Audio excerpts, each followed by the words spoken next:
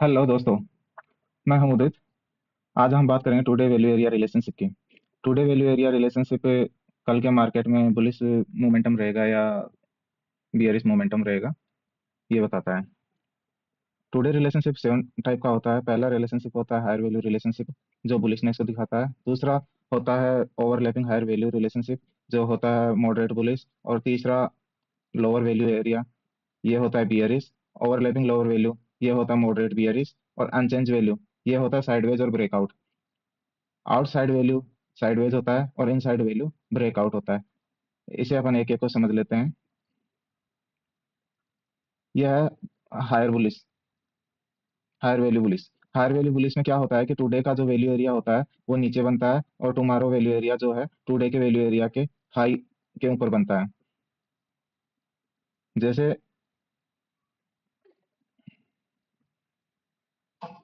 जैसे ये today value area है, और ये टुडे ये टुडे वैल्यू एरिया हाई है, ये टुडे वैल्यू एरिया लो है। और ये टुमारो वैल्यू एरिया लो है, और ये टुमारो वैल्यू एरिया हाई है। अब इनको दोनों को देखेंगे तो हमने बोला था कि टुडे के वैल्यू एरिया के ऊपर टुमारो वैल्यू एरिया बनना चाहिए। तो हमारी ये कंडीशन फुलफिल हो रही है। इसलिए हमारा यहाँ पे कंडीशन फुलफिल होने के कारण यहाँ पे today value area higher value area बना, जो कि बुलिशनेस को दिखाता है। जिस दिन ये रिलेशनशिप बनता है तो 70% संभावना होती है कि मार्केट का अगले दिन मोमेंटम जो होगा वो बुलिश होगा, और हम बुलिश ट्रेड ही लें, जिससे कि अ, एक ही साइड में व्यू होने से अपना 50% प्रॉफिटेबिलिटी इंक्रीज हो जाती है। अगला वे अगला रिलेशनशिप है overlapping higher value. Overlapping higher value में क्या होता है कि टुडे का जो वैल्यू एरिया है उसके हाई को टुमारो वैल्यू एरिया का लो और हाई जो है ओवरलैप करके रखता है। जैसे ये है टुडे वैल्यू एरिया, और इसके हाई को, ये हाई है, इसको टुमारो वैल्यू एरिया के लो ने और हाई ने ओवरलैप करके रखा है। ये दिखाता है ओवरलैपिंग, यानी overlapping higher value. Overlapping higher value जो है ये अपन को दिखाता है कि मार्केट जो है कल मॉडरेट बुलिश रह सकता है। चलो एग्जांपल इसके अपन एग्जांपल देख लेते हैं। ये अपन आ गए ट्रेडिंग व्यू पे, और ये ट्रेडिंग व्यू का आज का चार्ट है। ये ट्रेडिंग व्यू का टुडे वैल्यू एरिया बना है, और ये आज का कल का वैल्यू एरिया क्रिएट हो रहा है। कल का वैल्यू एरिया आज के वैल्यू एरिया से हायर है, तो ये कल वैल्यू एरिया जो बन रहा है हायर वैल्यू एरिया बन रहा है। लेकिन इसमें एक चीज और देखते हैं। अगर शार्प सेलिंग होता है या फिर मार्केट में सेलर्स का प्रेशर होता है, तो अपन उसको बुलिश ना लेके उसकी ओपनिंग के आधार पे उसको सेलिंग लेके चलेंगे। इसमें जैसे कि यहाँ सेलर्स प्रेशर दिखाई दे रहा है, इसलिए अपन इसको कल जो है ये बुलिश नहीं मान सकते, इसको अपन सेलिंग के लिए यूज करेंगे। सेलिंग के लिए यूज करेंगे।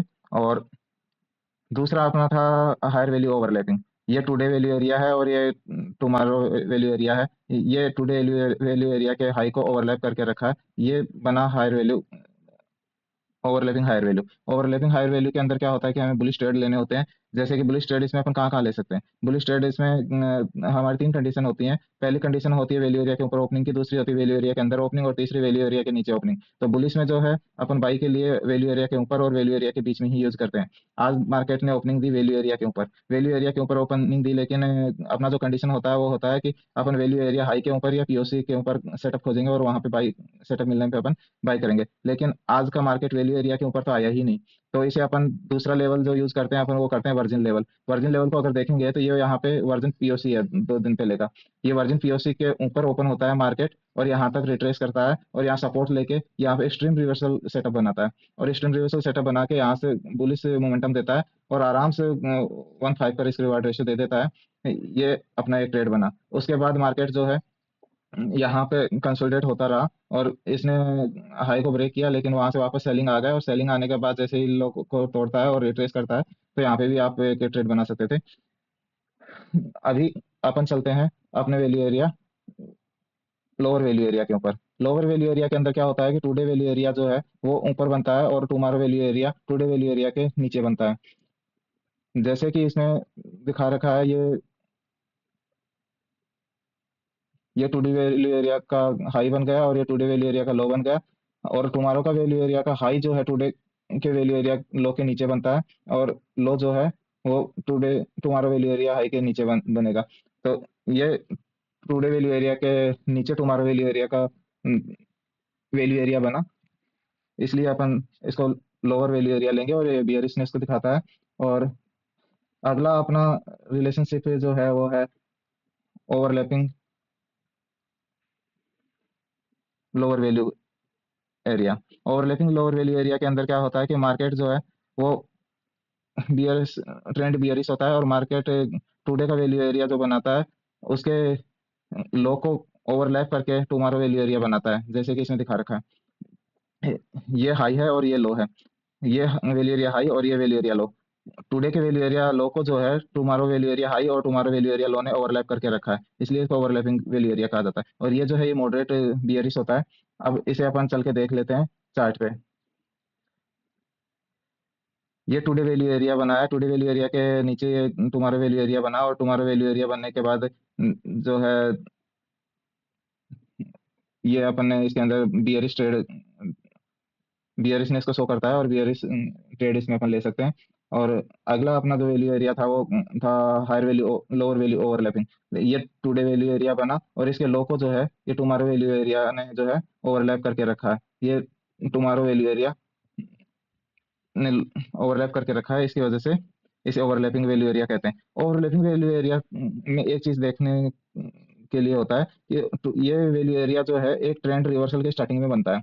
तो इसमें ट्रेंड रिवर्सल के सेटअप अच्छे मिलते हैं। जैसा कि इसमें अपन ने देखा कि मार्केट ने जो है गैप अप ओपनिंग दी, और गैप अप ओपनिंग देने के बाद इसने वैल्यू एरिया के बीच में ओपन किया, और वैल्यू एरिया के बीच में ओपन करने के बाद अगर यहाँ पे अपन बियरिश सेटअप खोजते हैं तो bearish setup stream reversal setup यहाँ ये बना है। लेकिन इसने पीओसी पे आके सपोर्ट लिया और फिर वापस डब्लू बना के हायर वैल्यू को क्रॉस करके ऊपर चला गया। तो इस प्रकार जो ओवरलैपिंग वैल्यू एरिया है, चाहे वो हायर ओवरलैपिंग वैल्यू हो चाहे lower value overlapping value area हो, इसमें रिवर्सल्स ज्यादा मिलते हैं। इसमें बियरिश मोमेंटम होते हुए भी आपको बुलिश मोमेंटम की ओर भी सचेत रहना है, क्योंकि ये रिवर्सल के स्टार्टिंग में ही बनता है, और इसमें आपको एक अच्छा मोमेंटम भी मिल जाता है। उसके बाद अपन चलते हैं unchange value area. Unchange value area जो है वो साइडवेज और ब्रेकआउट को दिखाता है। अनचेंज वैल्यू एरिया जो उदाहरण में जैसे दिखाया गया है सेम ऐसा तो नहीं मिलता है, जिसमें टुडे वैल्यू एरिया और टुमारो वैल्यू एरिया दोनों समान हो। लेकिन कभी कभी क्या होता है कि जैसे ये टुडे वैल्यू एरिया बना है, और थोड़ा बहुत ऊपर या थोड़ा बहुत बराबर, थोड़ा बहुत नीचे, और नीचे का थोड़ा ऊपर हो गया या नीचे का थोड़ा नीचे हो गया, ऐसे थोड़ा ऊपर नीचे बनेगा, और दोनों देखने में ऐसे लगेंगे जैसे दोनों एक ही रेंज को शो कर रहे हैं। तो ये अनचेंज वैल्यू एरिया कहलाता है। अनचेंज वैल्यू एरिया जो है ये साइडवेज और ब्रेकआउट को दिखाता है, क्योंकि इसके अंदर जो बाय और सेलर्स जो हैं वो जहाँ काम कर रहे हैं उसमें वो खुश हैं, और वो अगले प्राइस के ऊपर नहीं जाना चाह रहे हैं, इसकी वजह से वो उसी बीच में एक रेंज के अंदर ट्रेड करते रहते हैं। और अगला है outside value area. Outside value area जो है वो टुडे वैल्यू एरिया को पूरा ओवरलैप करके रखता है। टुमारो वैल्यू एरिया जो है वो टुडे वैल्यू एरिया को पूरा ओवरलैप करके रखता है, यानी टुडे वैल्यू एरिया का हाई से टुमारो वैल्यू एरिया का हाई ज्यादा होता है, और लो जो होता है वो टुडे वैल्यू एरिया के लो से टुमारो वैल्यू एरिया का लो कम होता है। टुडे, या फिर अपन सीधा बोलें कि टुडे वैल्यू एरिया जो है वो टुमारो वैल्यू एरिया के अंदर बना होता है। तो ये जो है ये साइडवेज को दिखाता है, और इसमें बहुत नैरो रेंज मार्केट की मिलती है। तो ये ट्रेडिंग के लिए या तो अपने टारगेट्स को छोटा किया जाए, या फिर उस दिन ट्रेड से बचना चाहिए। अब इसको अपन देख लेते हैं चार्ट पे। चार्ट पे अपन आते हैं तो ये यहाँ पे 13 अगस्त का जो वैल्यू एरिया बना है, और ये बना है 14 अगस्त का, ये दोनों लगभग समान लग रहे हैं। ये अनचेंज वैल्यू एरिया शो कर रहा है। हाँ, थोड़ा बहुत ऊपर नीचे है, लेकिन इतना मिलेगा, ये दिखना चाहिए कि एक समान रेखा में बने हुए हैं, एक रेंज रहा है, ये सब चीजें। उसके बाद अपन ने डिस्कस किया था outside value area. Outside value area के अंदर क्या होता है कि टुडे वैल्यू एरिया तुम्हारे वैल्यू एरिया के अंदर बना होता है। तो ये टुडे वैल्यू एरिया है, और ये टुमारो वैल्यू एरिया है जो टुमारो वैल्यू एरिया के अंदर टुडे वैल्यू एरिया बना हुआ है। इसमें जो है वो साइडवेज मार्केट होता है, लेकिन इसमें साइडवेज ना रह के इसमें वॉलेटाइल रहा।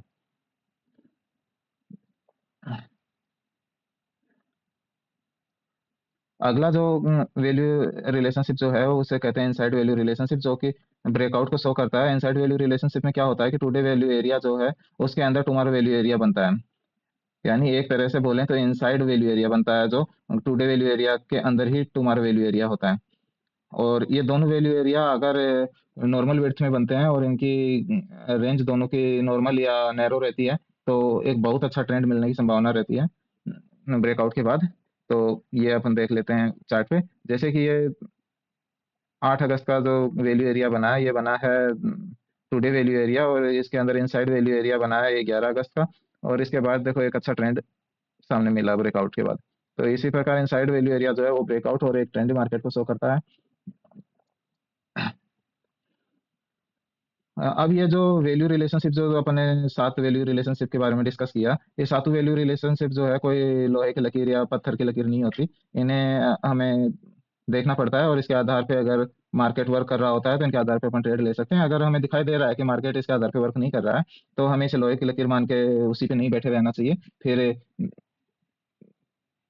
अगर मार्केट में अपनी कंडीशंस नहीं मैच हो रही हैं, तो उस दिन मार्केट से दूर रहना ही उचित रहता है। और दूसरी बात यह है कि अगर मार्केट के अंदर सपोज कीजिए कि हायर वैल्यू रिलेशनशिप बनी है, और दोपहर के बाद या कल के मार्केट में सेलर प्रेशर रहा है, या फिर मार्केट ने जो लास्ट के टाइम क्लोज दिया वो वैल्यू एरिया के नीचे दे दिया है, तो उस दिन आप बुलिश व्यू बनाने से बचिए और बियरिश व्यू की ओर थोड़ा ध्यान दीजिए। हालांकि स्टार्टिंग के आधा घंटा 15-20 मिनट में आपको पता चल जाता है कि मार्केट का मोमेंटम किस तरफ है। तो इसलिए प्राइस एक्शन को भी देखिए, स्टार्टिंग के 15-20 मिनट के मोमेंटम को देखिए और उसके आधार पे अपने व्यू को स्थापित कीजिए। आपको बहुत सहायता मिलेगी।